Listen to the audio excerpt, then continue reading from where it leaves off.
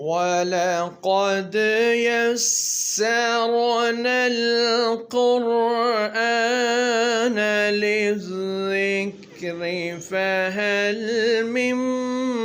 مُّدَّكِرٍ۔ بسم اللہ الرحمن الرحیم، سبحان اللہ وبحمدہ سبحان اللہ العظیم، اللہم صلی وبارک علی سیدنا و حبیبنا محمد وعلی آلہ واصحابہ اجمعین۔ حضرات گرامی قدر، ماہ سفر المظفر کی آمد ہے۔ باری تعالیٰ اس مہینے کو ہر ایک کے لیے برکت کا ذریعہ بنائے۔ تمام اوقات اور مہینے اللہ تعالیٰ کے پیدا کردہ ہیں، اور ان اوقات کے اندر کسی بھی مخلوق کو نفع اور نقصان کا ملنا یہ بھی اللہ تعالیٰ کی طرف سے مقدر ہے۔ انسان کو اس بات کا یقین رکھنا چاہیے کہ کوئی بھی چیز، کوئی دن، کوئی مہینہ، کوئی گھڑی انسان کے لیے منحوس نہیں ہے، اس کے لیے بے برکتی کا سامان نہیں ہے۔ دراصل انسان کا اپنی سوچ اور نظریہ اور عمل کی کوتاہی ہے جو اس کے نقصان کا باعث بنتی ہے۔ انسان کو اپنی کوتاہی کو تلاش کرنا چاہیے، اس پہ غور و فکر کرنا چاہیے، اللہ کے حضور نادم و شرمندہ ہونا چاہیے، نہ کہ انسان کو اپنی ناکامی کا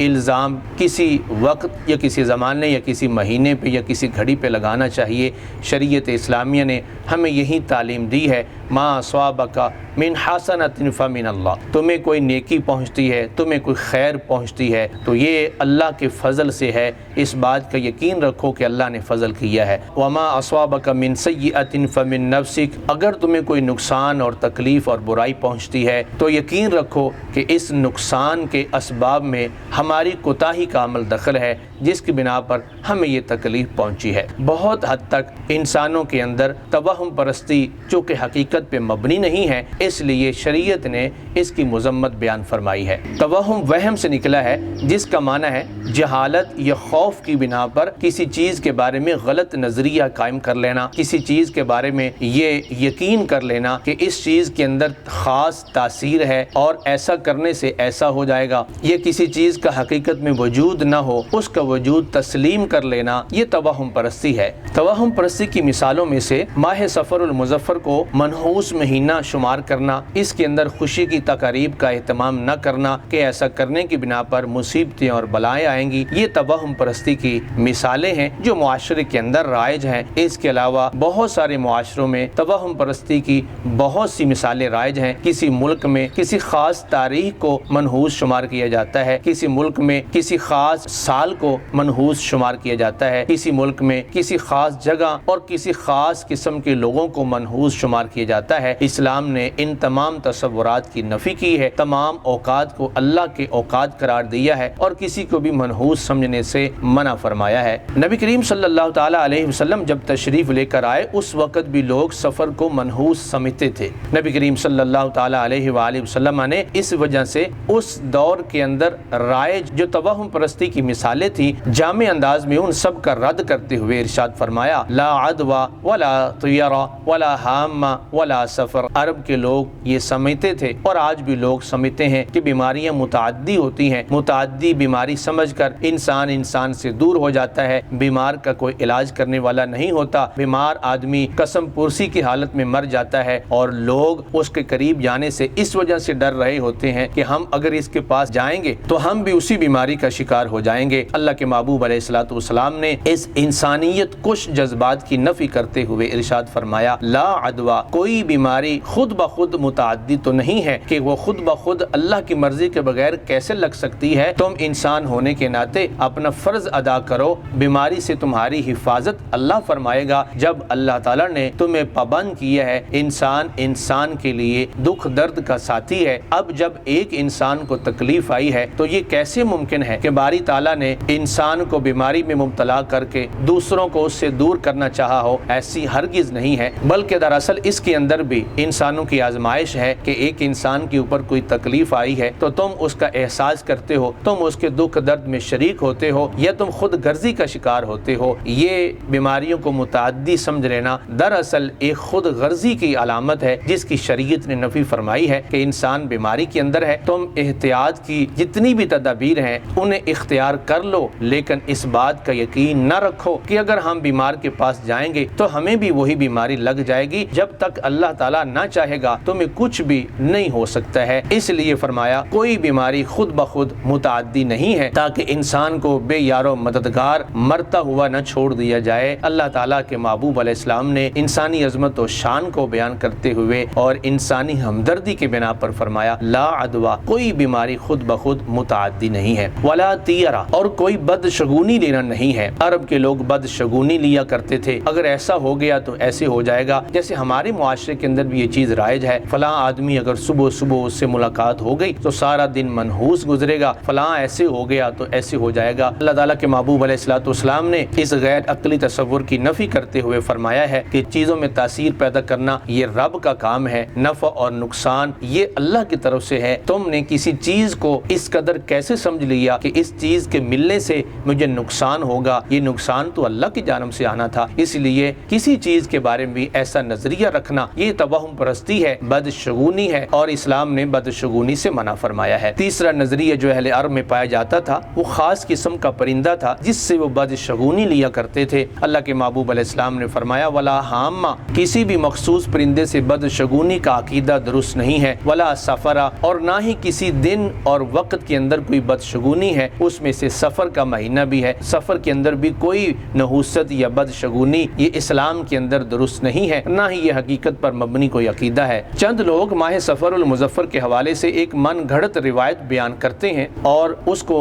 اس انداز میں پیش کرتے ہیں کہ نبی کریم علیہ السلام نے فرمایا معاذ اللہ، جس نے مجھے سفر المظفر کے ختم ہونے کی خبر دی میں اسے جنت کی خوشخبری دیتا ہوں۔ یہ من گھڑت روایت ہے جو لوگوں نے اپنی طرف سے بنا لی ہے۔ محدثین نے اس پہ جرح کرتے ہوئے فرمایا لا اصل لہو، اس کی کوئی اصل نہیں ہے، یہ لوگوں کی خود ساختہ روایت ہے۔ ماہ سفر المظفر کے اندر پائی جانے والی بد عقیدگیوں میں سے ایک بد عقیدگی ماہ سفر کے آخری بدھ کو خوشی کا دن سمجھنا ہے کہ اس دن نبی پاک علیہ الصلوۃ والسلام نے غسل صحت فرمایا تھا، لہٰذا اس خوشی کے اندر ہم شکرانے میں مٹھائی بانٹتے ہیں، روزہ رکھتے ہیں، حالانکہ حقیقت اس کے برعکس ہے۔ دراصل یہود نے ماہ سفر کے آخری عشرے میں نبی پاک علیہ الصلوۃ والسلام چونکہ اس مرض میں مبتلا ہو گئے جس مرض میں آپ کی ملاقات آپ کے رب سے ہو گئی اور اس کے بعد آپ صحت یاب نہ ہو سکے، اس طرح یہود نے شکرانے کے طور پر سفر المظفر کے آخری عشرے کو منایا۔ مسلمانوں کے اندر اپنی بد عقیدگی کو غلط انداز میں یوں پیش کیا کہ یہ مشہور کر دیا کہ نبی پاک علیہ السلام نے ماہ سفر کے آخری بدھ کو غسل فرمایا تھا، لہٰذا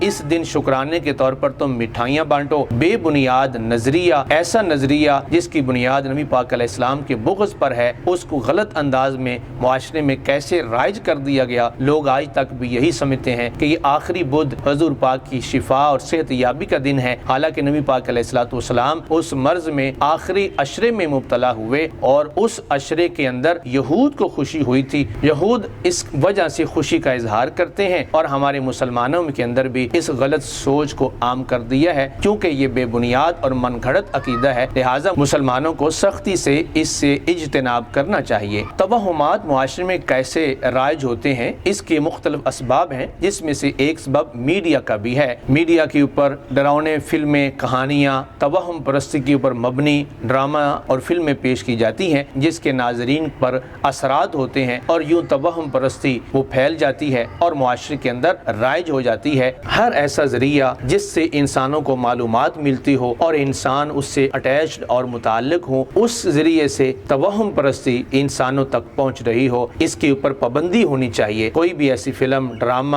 کوئی ڈاکومنٹری، کوئی ناول، کوئی بھی ایسی چیز جو انسانوں کے اندر توہم پرستی کو رائج کرنے کا سبب بن جائے، اس چیز کے اوپر مکمل طور پر بین ہو جانا چاہیے۔ سفر المظفر کے اندر پائی جانے والی توہم پرستی کے اسباب میں سے ایک سبب کم علمی اور عدم واقفیت ہے۔ عوام الناس کی اکثریت چونکہ شریعت کا علم نہیں رکھتی، اس لیے وہ توہم پرستی کے اوپر مبنی نظریات اپنے دل و دماغ میں شامل کر لیتے ہیں۔ توہم پرستی کے اسباب میں سے ایک سبب ہماری جغرافیائی حیثیت ہے۔ ہندو قوم کے ساتھ میل ملاپ کی وجہ سے ہمارے آباء و اجداد کے اوپر جو اثرات تھے وہ وراثتاً ہمارے اندر بھی، ہماری سوسائٹی اور معاشرے کے اندر موجود ہیں۔ چونکہ ہندوازم کے اندر توہم پرستی کے بہت سی صورتیں پائی جاتی ہیں، اس لیے ان کی چند صورتیں اب بھی ہمارے معاشرے کے اندر رائج ہیں۔ دنیا بھر میں توہم پرستی کی مختلف شکلیں اور صورتیں پائی جاتی ہیں۔ نبی کریم صلی اللہ تعالی علیہ وسلم جب تشریف لے کر آئے تھے، اہل عرب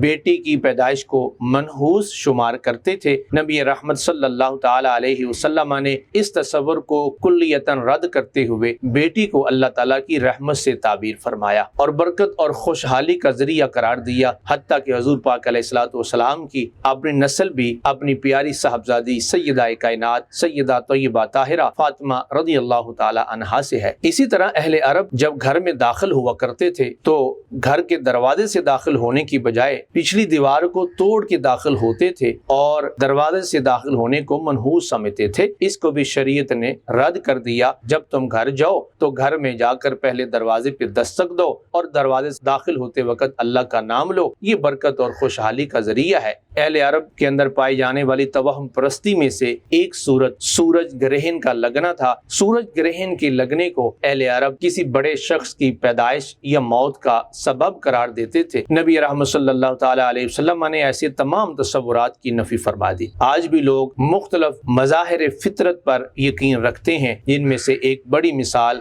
ستاروں کی گردش پر یقین رکھنا ہے کہ فلاں ستارہ ایسے ہے تو حالات اب ایسے ہو جائیں گے۔ احادیث مبارکہ کے اندر اس تصور کی نفی کی گئی ہے۔ جہاں تک اس علم کا تعلق ہے، یہ علم وحی کے اوپر مبنی نہیں ہے بلکہ یہ ظن کے اوپر مبنی علم ہے۔ اس کو بطور علم سیکھا جا سکتا ہے، لیکن یقین اللہ کی ذات کے اوپر ہونا چاہیے۔ نفع اور نقصان کا مالک اللہ تعالیٰ کی ذات ہی ہونی چاہیے اور انسان کو ان مظاہر فطرت چیزوں پر یقین رکھنے سے منع کیا گیا ہے۔ بدشگونی یا بدفعلی لینے کو نبی کریم علیہ الصلوۃ والسلام نے شرک سے تعبیر فرمایا ہے۔ حدیث مبارکہ کے اندر آتا ہے، نبی پاک علیہ السلام نے ارشاد فرمایا ہے، من ردتہ الطیرۃ من حاجۃ فقد اشرک۔ جس بندے کو کسی بدشگونی نے کسی کام سے روک دیا، اس بندے نے اس بدشگونی پر یقین رکھ کے گویا شرک کیا۔ کوئی بندہ کسی کام کے لیے جانا چاہ رہا تھا، رستے کے اندر اس کے ساتھ ایسا واقعہ پیش آیا جس کو اس نے بدشگونی پہ محمول کر لیا کہ فلاں شخص سے ملاقات ہو گئی ہے، لہٰذا آج یہ کام نہیں ہو سکتا۔ نبی رحمت صلی اللہ تعالی علیہ وسلم نے فرمایا، اس بندے نے ایسی حرکت کر کے گویا کہ شرک کیا ہے، کیونکہ کام کرنا یا کام کو منع کرنا، روکنا، یہ اللہ کا فعل ہے۔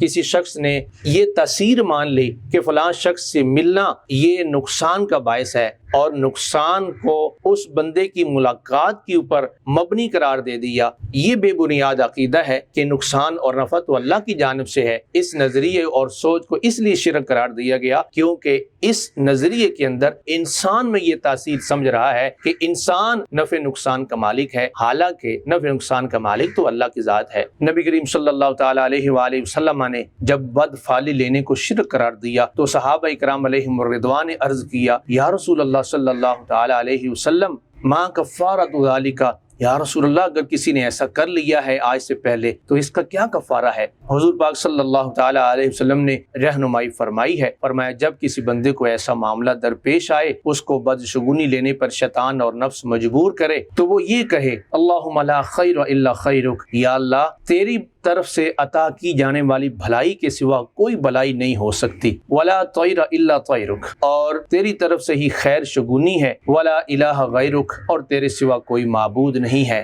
گویا کہ انسان نے اس بات کا اقرار کر لیا کہ نفع اور نقصان کا مالک صرف اور صرف اللہ کی ذات ہے، اور یہی اس بدشگونی کے نظریے کا کفارہ ہے۔ ہر انسان اپنے مستقبل کے بارے میں متفکر رہتا ہے اور آنے والے کل کو وہ آج جاننا چاہتا ہے۔ اس جاننے کی غرض سے وہ مختلف لوگوں کے پاس جاتا ہے اور اپنے حساب لگواتا ہے۔ اللہ کے محبوب علیہ الصلوۃ والسلام نے ایسا کرنے سے منع فرمایا ہے کہ تم اللہ کی ذات پہ یقین رکھو، تم اچھے اعمال کرو گے، اللہ تعالیٰ تمہارا مستقبل اچھا کر دے گا، اللہ تعالیٰ تمہارا مستقبل اچھا فرما دے گا، اور اگر تم بد اعمالی اسی طرح جاری رکھو اور نجومیوں کے پاس جا کر اپنی قسمت کو چمکانے کے لیے تم مختلف قسم کی معلومات لیتے رہو، پھر اس پہ یقین رکھو، تو اس بات کی نفی کی۔ اللہ کے محبوب علیہ السلام نے فرمایا من اتا عرافا فسألہ عن شیء، جو بندہ کسی نجومی کے پاس، کاہن کے پاس گیا اور اس کے پاس جا کر مستقبل کی خبر کے بارے میں سوال کیا اور اس پہ یقین رکھ لیا،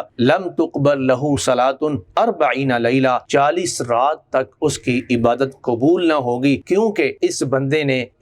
نے گمان کے اوپر یقین رکھ لیا اور اپنے مستقبل کو کسی نجومی کی خبر دینے پر محمول کر لیا اور اپنے مستقبل کا دار و مدار کسی نجومی کی خبر پر رکھ لیا۔ یہ نظریہ باطل ہے، بلکہ اللہ تعالیٰ سے اچھے مستقبل کی امید رکھنی چاہیے، نیک اعمال کرنے چاہیے، پاکیزہ سوچ رکھنی چاہیے تاکہ انسان کا مستقبل بہتر ہو۔ نبی پاک علیہ الصلوۃ والسلام نے انسان کو عمل صالح پر ابھارتے ہوئے فرمایا کہ وہ مسلمان نقصان کے اندر ہے جس کا آنے والا کل گزرے ہوئے کل سے بہتر نہیں ہے۔ یہ خوبصورت نظریہ ہے جو انسان کو موٹیویٹ کرتا ہے، انسان کے اندر تحرک پیدا کرتا ہے کہ انسان نیک اعمال بجا لائے، انسان محنت کرے، ایفرٹ کرے، کوشش کرے، اور اگر انسان یہ پہلے ہی طے کر لے کہ مجھے کل نقصان پہنچ جانا ہے، پھر انسان محنت سے جی چرائے گا اور یوں نظام کائنات میں خلل واقع ہوگا۔ انسان یہ سوچ پال لے گا کہ میرے کام کرنے سے کچھ نہیں ہوگا۔ شریعت نے اس تصور کی نفی کی ہے،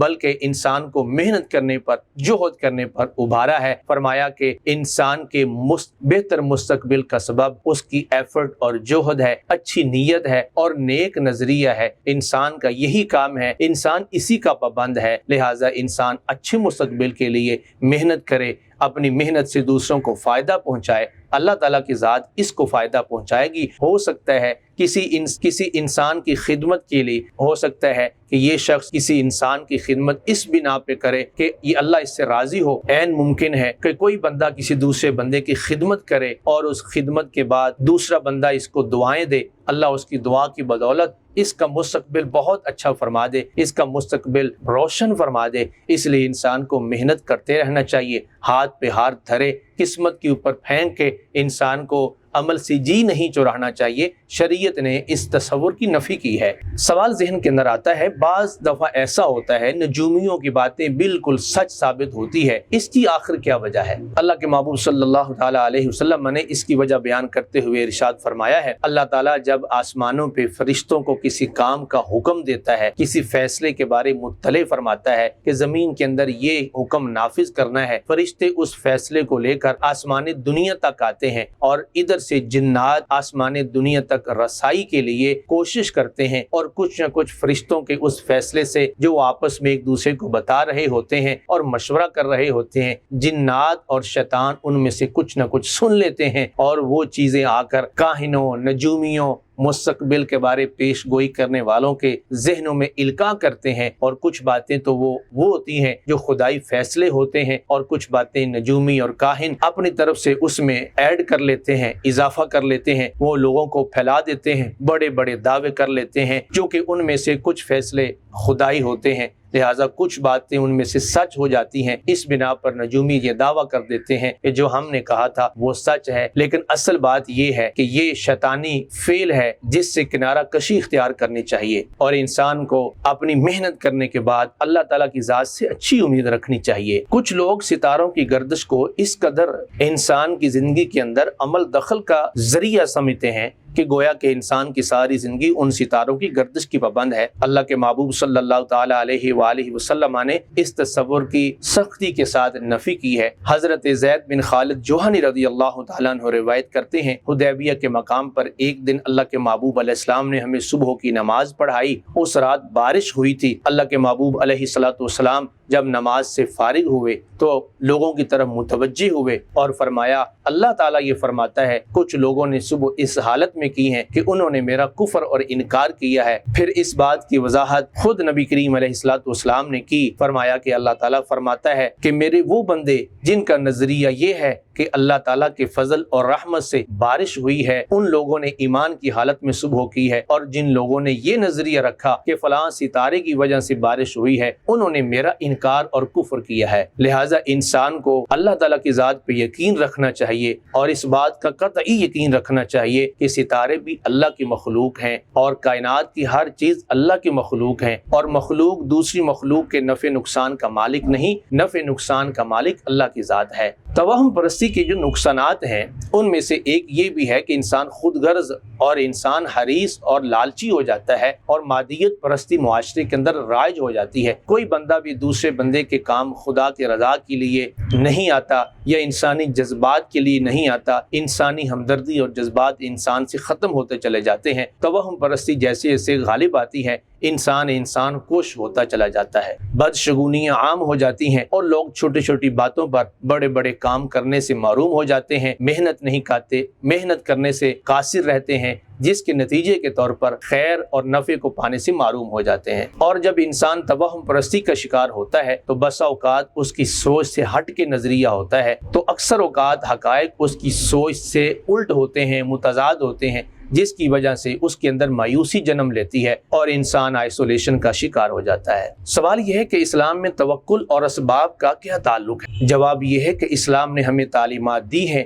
کہ تم دنیا کے سارے اسباب اختیار کرو اور اس اسباب کے اوپر مرتب ہونے والے نتیجے کو اللہ کی ذات کے اوپر چھوڑ دو، تو محنت کرو، محنت کا ثمرہ اللہ تمہیں عطا فرمائے گا۔ اللہ تعالیٰ کسی کی محنت کو رد نہیں کرتا، اور اللہ کی ذات کے بارے یقین رکھو کہ اللہ تمہیں عطا فرمائے گا، اور اگر کسی کام کے اندر رکاوٹ آتی ہے تو اس کے اندر اپنی محنت کے اندر پائے جانے والا نقص اور عیب تلاش کرو اور دوبارہ سے محنت کر کے اللہ کے حضور کامیابی کی دعا کرو کہ چیزوں کے اندر تاثیر پیدا کرنے والی اللہ کی ذات ہے۔ بسا اوقات اسباب سارے میسر ہوتے ہیں لیکن نتیجہ آنے میں تاخیر ہو جاتی ہے، اس کی وجہ اسباب کے اندر نیک نجتی کا نہ پایا جانا یا کسی اور ایسے فیکٹر کا پایا جانا ہے جس کی وجہ سے وہ اسباب غیر مؤثر ہو جاتے ہیں۔ اس لیے انسان کو اپنی محنت اور جوہد کرنی چاہیے اور توکل اللہ کی ذات کے اوپر رکھنا چاہیے کہ اسباب کے اندر تاثیر پیدا کرنے والی اللہ کی ذات ہے۔ انسان کو حد المقدور توہم پرستی سے اجتناب کرنا چاہیے۔ اس کی حدیث مبارکہ کے اندر بڑی فضیلت آئی ہے۔ نبی رحمت صلی اللہ تعالی علیہ وآلہ وسلم کا ارشاد مبارک ہے، یدخل الجنۃ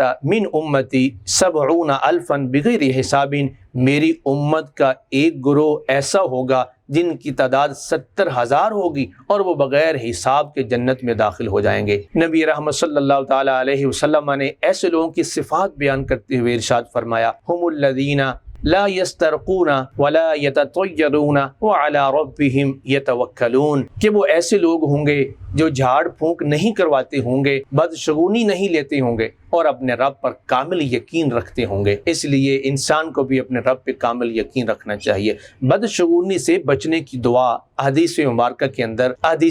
کے اندر وارد ہوئی ہے۔ نبی کریم علیہ السلام نے یہ دعا تعلیم فرمائی ہے، فرمایا اللہ کے حضور بدشگونی سے بچنے کے لیے اللہ کے حضور یوں فریاد کرو، اللہم لا یاتی بالحسنات الا انت، اے اللہ تیرے سوا کوئی نیکیوں کو، کوئی خیر کو نہیں لا سکتا، ولا يدفع السیئات الا انت، اے اللہ تیرے سوا کوئی تکلیف اور نقصان کو دور نہیں کر سکتا، ولا حول ولا قوت الا باللہ، اور اے اللہ کوئی نیکی کرنے کی توفیق اور کوئی برائی سے بچنے کی طاقت نہیں ہے مگر تیری توفیق کے ساتھ۔ بدشگونی کا عملی علاج بتاتے ہوئے نبی رحمت صلی اللہ تعالی علیہ وسلم نے فرمایا، حدیث کے اندر آتا ہے بدشگونی لینا شرک ہے۔ جب یہ فرمایا تو اصحاب رسول صلی اللہ علیہ وسلم نے عرض کیا، یا رسول اللہ صلی اللہ علیہ وسلم، ہم میں سے ہر شخص کسی نہ کسی وہم کا شکار ہو جاتا ہے۔ تو نبی رحمت صلی اللہ علیہ وسلم نے فرمایا اس کا علاج توکل ہے کہ تم اللہ پر یقین رکھتے ہوئے وہ کام کر گزرو جس سے تمہیں بدشگونی روکتی ہے تاکہ بدشگونی سے بچا جا سکے۔ تو فرمایا اللہ تعالیٰ اس توکل کی بدولت تمہیں اس کام میں برکت عطا فرمائے گا۔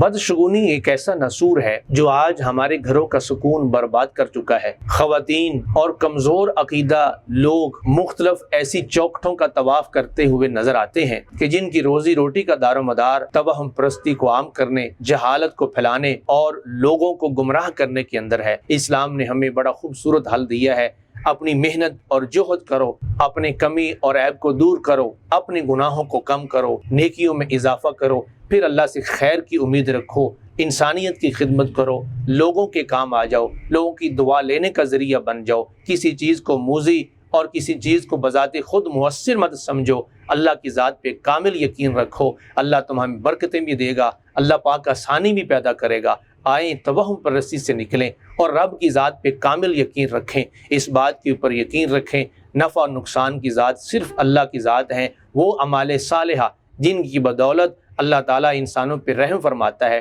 ان کو بجا لائیں، اپنی ایمانداری سے ذمہ داریوں کو پورا کریں اور اپنے اوپر عائد جو فرائض اور واجبات ہیں ان کی ادائیگی کا اہتمام کریں۔ یقیناً اللہ تعالیٰ کی طرف سے ہمارے اوپر جو ذمہ داری عائد کی ہے اس کی ادائیگی کے بعد برکت اور رحمت بھی رکھی گئی ہے۔ آئیں عمل کے ذریعے، حرکت کے ذریعے، ذمہ داری کی ادائیگی کے ذریعے اور یقین کی دولت کے ذریعے ان رحمتوں اور برکتوں سے حصہ لے لیں جو اللہ پاک نے اپنے بندوں کے لیے تیار کیا ہے، اور ان لوگوں کی طرح نہ ہو جائیں جو کام سے جی چراتے ہیں، جو توہم پرستی کا شکار ہو کر بیٹھ جاتے ہیں، کام نہیں کرتے اور اپنے فرائض کو پورا نہیں کرتے، اپنی ذمہ داری کو ادا نہیں کرتے، معاشرے پر بوجھ ثابت ہوتے ہیں۔ آئیں اس تصور کی نفی کریں۔ اللہ پاک ہم سب کو برکتیں، رحمتیں اور فضل عظیم عطا فرمائے۔ آمین بجاہ النبی الامین۔